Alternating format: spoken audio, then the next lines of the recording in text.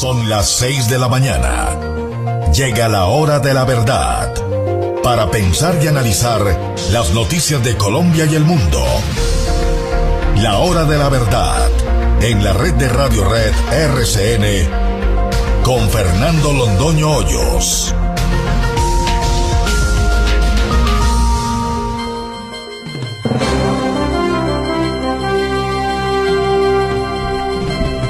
Muy buenos días, son las 6 de la mañana de este viernes 21 de octubre de 2016, esta es la hora de la verdad y estos temas y asuntos que trataremos en la grata compañía de ustedes en las próximas horas. El presidente Juan Manuel Santos está dispuesto a pasar por encima de la voluntad popular. La vanidad de vanidades y todo vanidad, lo va a llevar a crearle al país una guerra que no existe. La guerra se la está inventando Juan Manuel Santos cuando utiliza todas las palancas del poder, cuando mueve todas las teclas que tenga que mover de su tinglado bien nutrido de mermelada para destruir la voluntad popular. Eso es lo que va a conseguir Juan Manuel Santos con su premio Nobel de Paz, armar una guerra que no existe, porque el pueblo colombiano no se va a dejar burlar. Por Santos, por la Corte Constitucional, por la Luciérnaga, por nadie. La reforma tributaria. Esto apenas se inicia. Hablaremos con el señor presidente de FENALCO. La reforma tributaria va a tener efectos nefastos para la economía del país. Si la economía colombiana iba a crecer, en el mejor de los casos, al 2%, pónganle de ahí para abajo lo que quieran. Es una medida, una reforma tributaria contraccionista, desbordada, que va a golpear durísimamente los sectores productivos del país, que le va a quitar confianza a los inversionistas, que va a acabar de arruinar a Colombia. El precio de la famosa paz, después de la bonanza petrolera, después del endeudamiento feroz que nos tiraron encima, viene ahora la reforma tributaria. ¿Qué es lo que propone el Centro Democrático? Vamos a hablar con la senadora Paola Holguín, una de las mentes más lúcidas del Centro Democrático, para que nos explique qué es lo que propone el Centro Democrático en materia de paz. La cita con las FARC, por ejemplo, que por fortuna, las FARC abortaron. Intervención descarada de Suiza en los asuntos internos de Colombia y en la política colombiana. El periodista suizo que entrevistamos nosotros dio a conocer un hecho todavía más estrafalario. El canciller de Suiza, con recursos suizos, giró $265,000. Recordamos, provenientes de el Estado suizo, en favor de una ONG colombiana para que le hiciera propaganda y fuerza a la paz, o pedagogía, como dice el mismo periodista Schwab. Esto es el colmo. Esto sí no tenía antecedentes. Un gobierno extranjero financiando organizaciones políticas colombianas para intervenir en un debate interno de la nación. Y eso, el país que tiene la no intervención como lema sagrado de su estructura política y de sus relaciones internacionales. Los déficits hospitalarios. Estamos asistiendo a un problema que no se ha podido resolver. Hay algunas EPS que tienen dinero y que no se lo pagan a las IPS. Vaya uno, averigüe por qué. Habrá por ahí un 30% de por medio. Pero hay otros hospitales, como el San Francisco de Asís del Chocó, que tiene un problema de déficit de 37.000 millones de pesos. ¿Qué pasa con los centros hospitalarios? ¿Qué pasa con la salud en Colombia? Manga por hombro, pero hay que callar, callar y callar. La hora de la verdad no se calla y tiene el compromiso de decirle la verdad a los colombianos. ¿De dónde provinieron los atentados a las torres de energía? Como siempre, salen a decir desconocidos. Eso es lo primero que dicen. Ahora les falta decir que fue la extrema derecha. ¿Quién sabe quién y quién sabe a quién ubican en la extrema derecha? Que pone bombas. ¿Quién pone bombas en Colombia? ¿Quién las ha puesto siempre? ¿Quién ha desarrollado esa táctica y esa técnica? Los atentados contra Bogotá. En Venezuela están pasando cosas gravísimas. Ya nada nos asombra en Venezuela. Parece que se detuvo la captación de firmas de parte de la oposición, porque ve que ya las trampas están montadas, que ya todo está hecho para que el recurso de apelar al pueblo en una acción revocatoria directa contra Nicolás Maduro la va a frustrar el famoso Tribunal Supremo de Justicia, que nombró Maduro a las carreras en una madrugada de personas que no llenan los requisitos siquiera para ser magistrados y que están a las órdenes incondicionales del tirano.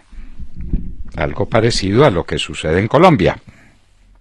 Aquí con ciertos retoques, con cierto maquillaje, pero eso es lo que está pasando en Colombia también.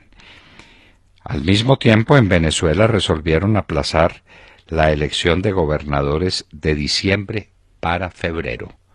Todas estas son estrategias de los maduristas, si es que esa cosa existe, del cartel de los soles, del señor Diosdado Cabello, etcétera. La tiranía venezolana a plena marcha. Duterte, el presidente de Filipinas, ha dado declaraciones diciendo que se separa financieramente, comercialmente, en todo sentido, de los Estados Unidos. Filipinas fue el gran aliado de los Estados Unidos en la Guerra del Pacífico. De allá salió MacArthur expulsado por los chinos diciendo volveré, y volvió. Y volvió. Desde entonces Filipinas ha sido uno de los más leales aliados de los Estados Unidos. Pero Obama, al parecer, está acabando con todo. Está acabando con los aliados de los Estados Unidos en todas partes. Ya no le queda sino Cuba. Válganos Dios. Fuerte bombardeo turco contra los kurdos, apoyados esos turcos por los Estados Unidos en el norte de Siria. De manera que Turquía en últimas está bombardeando a los aliados de los Estados Unidos en Siria.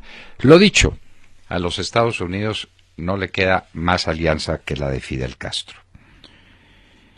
El ministro de Defensa de los Estados Unidos, Ash Carter, anunció respuesta abrumadora contra Norcorea si ésta decide utilizar armas nucleares. Por supuesto que nadie cree en las respuestas abrumadoras ni de ningún género de los Estados Unidos, simplemente por una razón, porque el comandante en jefe de las tropas es el señor Barack Obama, el hombre más flojo que ha pisado la Casa Blanca. Bueno, la pisó Jimmy Carter, ¿no? Entre los dos pueden hacer una buena pareja. Los más flojos que han pisado la Casa Blanca en toda su historia. La Corte Suprema de Justicia de España anuló una decisión catalana para prohibir las corridas de toros. Esto pues no tendría mayor trascendencia si no es porque está en el fondo del conflicto aislacionista o separacionista de Cataluña de España. Ahora la Corte Suprema de Justicia de España dice el tema de los toros es un tema nacional, de cultura nacional, que desarrolla la Corte Suprema de Justicia. no las autoridades judiciales ni de ningún género de Cataluña.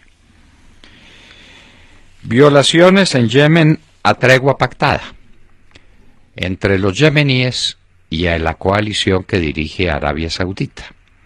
Obviamente, ataques cruzados entre los unos y los otros, que no solamente se echan plomo, sino que se tiran encima la responsabilidad de violar una tregua que no ha servido para nada. Tregua temporal de Siria de Bashar al-Assad en el este de Alepo para permitir que los habitantes civiles de esa zona de la martirizada ciudad puedan salir sin que los maten. Eso es lo que promete el régimen de Bashar al-Assad. Salgan, los dejamos salir, porque el bombardeo que se viene va a ser desolador. Bashar al-Assad, con el patrocinio y el apoyo de Rusia, va a liquidar la oposición. En Colombia, instigan a la Corte Constitucional a dar un golpe de Estado, rechazando la voluntad soberana del pueblo. La Corte Constitucional tiene unas sentencias por dictar sobre todos estos temas del plebiscito, y parece que está muy tentada a dictar una sentencia, por lo menos a algunos de sus miembros, con la doctora Calle a la cabeza, pues cómo iba a ser de otra manera. La doctora Calle, que fue elegida con el impulso del presidente Álvaro Uribe y con la intervención muy directa del doctor Bernardo Moreno. Pues la doctora Calle no perdona que le hayan hecho ese favor de elegirla sin ningún merecimiento alta magistrada de la Corte Constitucional. Y está dirigiendo ahora una línea de la Corte Constitucional que quiere dejar sin efecto la voluntad popular para permitirle a Santos que a través de decretos y de una legislación fast track o de horno microondas, como la llaman algunas, eche por tierra la voluntad popular, que eso coincide con los decires de Santos, que él de todas maneras va a implementar antes de diciembre los famosos acuerdos con las FARC, por encima del pueblo soberano, por encima de la forma de refrendación que él escogió, que él promovió y que estaba seguro de ganar, porque le invirtió todo el presupuesto de la nación. Algún día sabremos cuánto le costó a Colombia el despilfarro de recursos de Juan Manuel Santos para ganar el plebiscito. Y lo perdió, y ahora lo quiere ganar a través de la Corte Constitucional. Para saber qué va a pasar, basta que oigan, nosotros no lo hacemos, pero pues algunos que tienen más paciencia que nosotros oyen a la luciérnaga y se enteran qué es lo que está ordenando cierto grupo periodístico que sabemos bien influenciado por dónde, para burlar la voluntad del pueblo colombiano. La lucha contra la corrupción en La Guajira se extiende al Cesar y Arauca. Lo ha dicho el fiscal general de la Nación, que está diciendo y haciendo cosas importantes, y uno espera que se mantenga en esa misma línea. La lucha contra la corrupción en La Guajira, que encabeza el gobernador encargado, actual superintendente de Notariado y Registro, que inclusive está desafiando las amenazas que se han hecho contra su vida.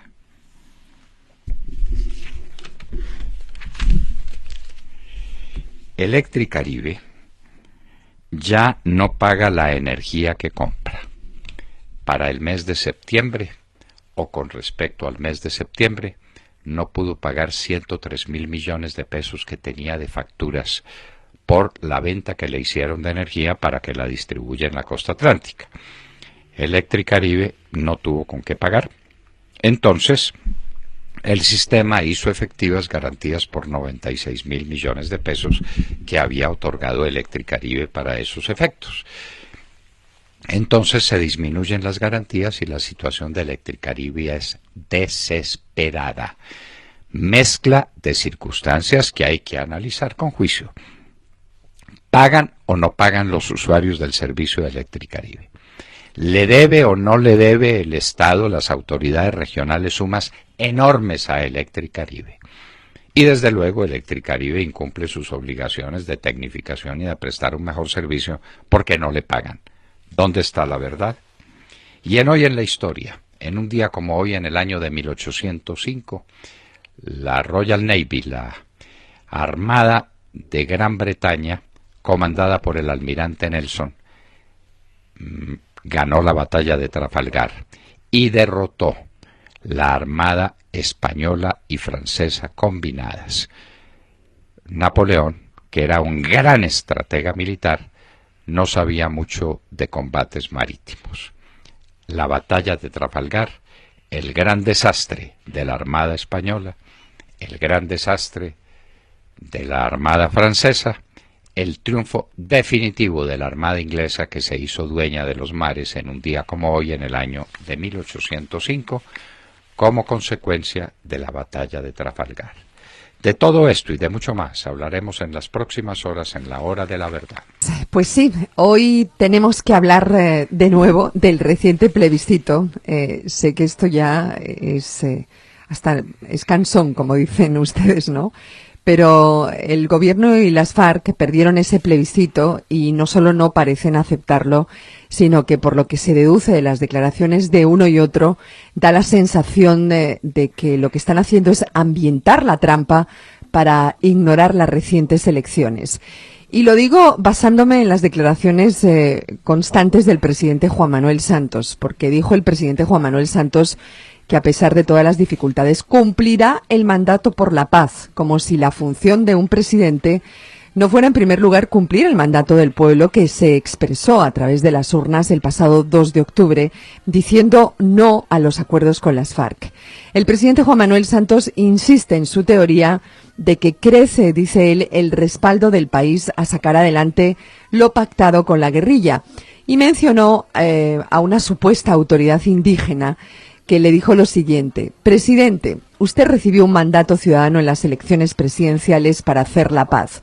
Por eso votamos por usted. Ahora, con el Nobel de Paz, tiene también un mandato claro y contundente de toda la comunidad internacional. Cúmplalo. Y añadió el presidente Juan Manuel Santos que así lo hará, a pesar de las propuestas inviables, esa fue la palabra que usó, inviables, que algunos representantes del no hicieron. En definitiva, se está ambientando un golpe de Estado desde la Casa de Nariño a la voluntad popular que se expresó a través del plebiscito, un plebiscito que, valga la pena recordar, estuvo lleno de irregularidades, donde no solo, para vergüenza de la democracia, escuchamos al propio presidente pidiendo votos a cambio de presupuesto en Barranquilla, sino que supimos también de los más de 790 millones que Suiza donó para la campaña del sí. Ese es un nuevo escándalo que pone al descubierto la intervención de otros países en los asuntos internos de Colombia. Pregunto, ¿qué es lo que está tramando desde la Casa de Nariño? ¿De verdad el gobierno de Juan Manuel Santos cree que el mandato de la paz, como él lo denomina, es superior al mandato del pueblo? ¿Quién defenderá la voluntad popular de Colombia en un contexto internacional que parece haberse vendido, y hasta de una iglesia que sin ningún pudor ignora la voluntad de los colombianos y corea el ya? ¿Qué pasará? Pues Montserrat están empeñados en burlar la decisión del pueblo colombiano. Sobre eso no cabe duda ninguna. Están en ese plan. Y ese es un plan muy peligroso. Juan Manuel Santos ha hablado tanto de una guerra que no existe y que él se inventó para poder hacerle la paz a esa guerra, que de pronto la arma. De pronto la arma. Porque es que el pueblo colombiano no va a aceptar, de ninguna manera va a aceptar que burlen su voluntad. La voluntad del pueblo colombiano fue la de rechazar, como efectivamente rechazó los acuerdos finales celebrados entre el gobierno y las FARC. Eso lo hizo así, en bloque, porque en bloque pidió la respuesta Juan Manuel Santos, de manera tramposa y abusiva, porque él sabía que si dividía las preguntas o los temas, en los temas esenciales, iba a ser derrotado en varios de ellos.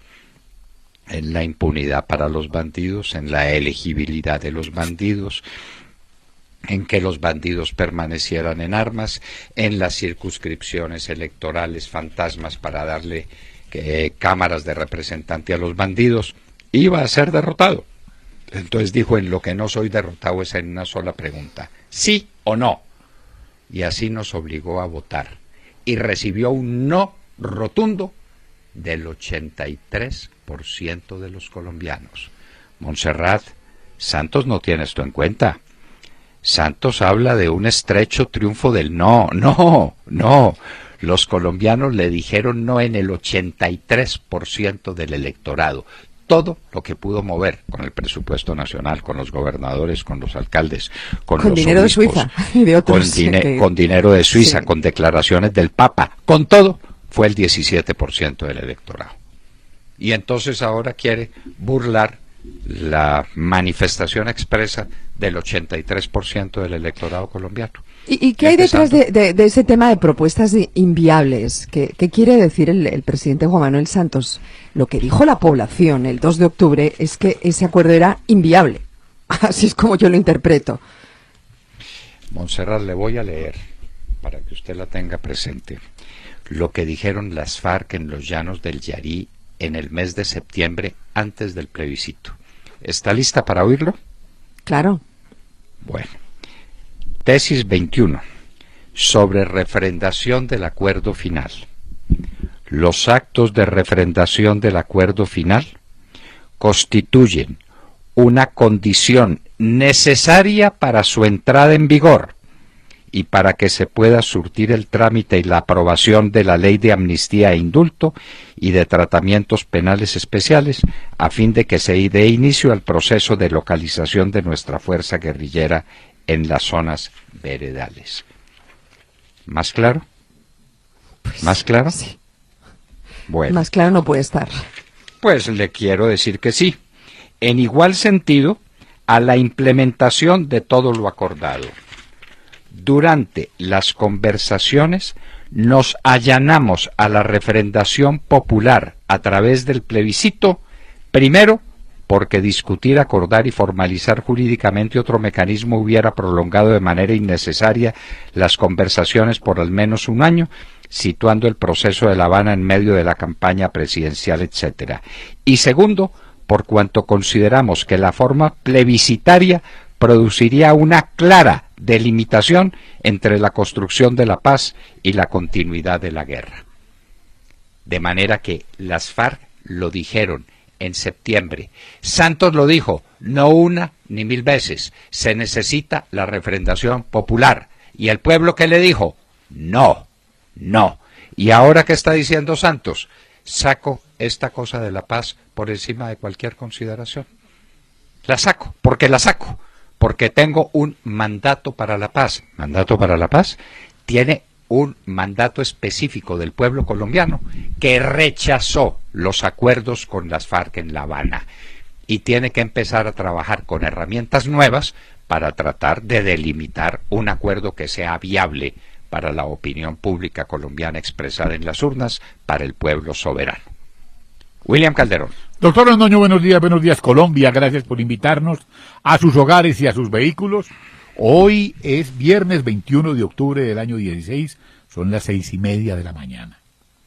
El sátrapa bolivariano, con asiento en la Casa de Nariño, más conocido como el Camarada Santiago, aplicando todas las formas de lucha, pues mientras se dirige al país en su aló presidente colombiano, ahí, despuesito del minuto de Dios, sus amigos, a quienes les entregó el país, pretenden a la bandera del Sendero Luminoso dejar a Bogotá con poca luz, como ocurrió en las goteras de la capital de la República, en sitios como Mondoñedo, Mosquera, Ciudad Bolívar, barrio Villa Julia, dejando varios policías heridos, lo que originó las preocupantes declaraciones del alcalde Enrique Peñalosa. Pero las cosas no se quedaron ahí. Anoche, 3 militares heridos deja ataque terrorista en Arauca a un camión del ejército por una fuerte explosión presentada sobre las 8:45 de la noche en la vía Fortul-Sarabomba. Saravena, William. Saravena, sí. Todo esto mientras los amigos del régimen marchan en Bogotá y en distintas capitales con el lema "Dizque la paz ya". Se instalan en cambuches, en los patios de la casa presidencial, en un sainete armado y teledirigido por el régimen. Todo lo anterior para apresurar el conejo al pueblo colombiano que votó por el no el pasado 2 de octubre del año 16, con un score de 83-17. Doctor Londoño, se nos están robando el plebiscito en medio de una guerra armada por el comandante Santiago. Ese es el mandato popular que él entiende. Sí, Armar una guerra que no existía en Colombia. Entonces va a hacer la paz con 4 bandidos. ¿Son cuántos? 4.700 o 4.700 me parece que son. Los bandidos en armas del otro lado somos 48 millones. Y va a armar una guerra entre nosotros. Exactamente. La va a armar por su vanidad satánica. Sí, señor. Detrás de poder ir a Oslo o a Estocolmo, allá, es no, que a tiene Noruega, que ir a allá. recibir Oslo, el premio, Oslo. a recibir el premio de la paz, Con con una paz cualquiera que sea, sí. Es capaz de meternos en una guerra. Este sujeto, este nuevo Satán, este hombre movido por el peor de los vicios de la especie humana, por la vanidad. Sí, señor. Qué triste. Santiago Castro. Doctor Londoño, muy buenos días a todos nuestros oyentes y a los compañeros aquí en la mesa de trabajo. El gobierno sigue gastando a manos llenas y la reforma tributaria ha sido presentada no como una propuesta de reforma estructural, sino como un salvavidas a medio inflar, con el que tratarán de evitar el naufragio de una economía y un Estado que han perdido ya el norte. Pretender, doctor Londoño, que con mejorar el recaudo, subir o ajustar tarifas y ampliar la base de tributación las cosas se enderezan, es un contrasentido. Colombia es un país que pierde posiciones en materia de competitividad a pesar de la propaganda del gobierno, donde los emprendedores enfrentan trabas burocráticas insoportables, el transporte de cargas cada día más costoso y los comerciantes ya no saben cómo resistir las embestidas del gobierno nacional. Ayer, el periódico digital Panam Post publicó un artículo muy interesante, doctor Londoño, donde propone 4 pasos para evitar una reforma tributaria. En primer lugar, sugieren eliminar 17 entidades burocráticas que no hacen otra cosa que reprocesar información y suplantar las funciones de algunos ministerios. En segundo lugar, reducir el presupuesto de los órganos de control, la Fiscalía, la Presidencia de la República, la Superintendencia de Notariado y el Congreso de la República. En tercer lugar, recortar en 33% el presupuesto del DPS, la Unidad Administrativa Especial para la Consolidación Territorial, entre otras. Por último, recortar en 17% el presupuesto de todos los ministerios, con la excepción de Hacienda y Defensa. El profesor Luis Guillermo Vélez, autor del artículo, insiste en que con estas medidas el ahorro podría ser superior, ojo, a 20 billones de pesos. Hay entidades del Estado, doctor Londoño, que me llamaron muchísimo la atención, como por ejemplo esta. La Agencia Presidencial para la Cooperación Internacional, con presupuesto de 66.000 millones de pesos al año. O esta otra, la Agencia Inmobiliaria Virgilio Barco Vargas, con 17.000 millones.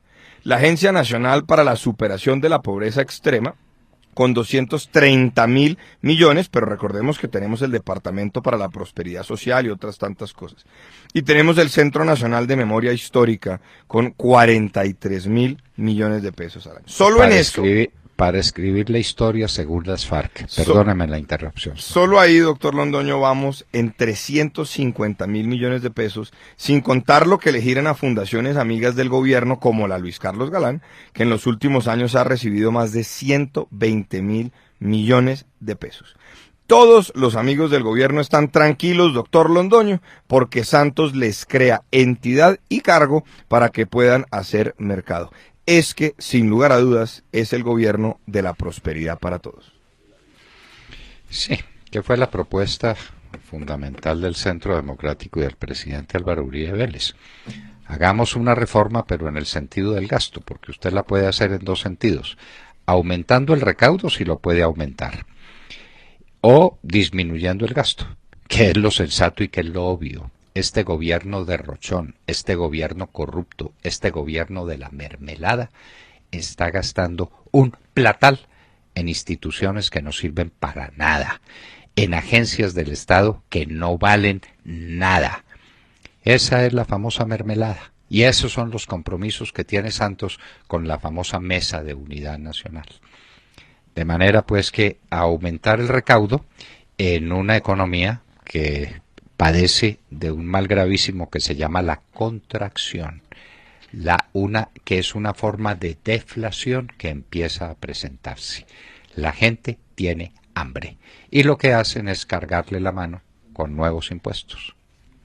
Ya veremos qué nos dicen sobre esta materia expertos, porque vamos a tener amplia oportunidad de mirar esta reforma tributaria, ¿no? Vamos a ver cuál es la incidencia que tiene, por ejemplo, en materia de gasolina, cuál es la incidencia que tiene, por ejemplo, en materia de mercado bursátil. A propósito, Santiago, ¿usted ha oído hablar al doctor Montenegro, presidente de los fondos de pensiones, sobre el impacto que a los fondos de pensiones le produce ese 10% de impuestos que percibe, de lo que percibe por utilidades de las empresas en las cuales los fondos tienen su dinero? Todavía no lo he escuchado, pero le cuento que se están moviendo con mucho compromiso en el Congreso de la República para tratar de incidir en ese trámite de la reforma. ¿Y por qué no se mueve ante el pueblo? ¿Por qué no nos cuentan? Bueno, vamos a tratar de llamar al doctor Montenegro a ver si nos cuenta cuánto le significa a los pensionados de Colombia ese famoso 10% de impuesto a las utilidades en el gran tomador de acciones de las sociedades anónimas en Colombia, de las que quedan en bolsa, que son muy poquiticas, que son los fondos de pensiones.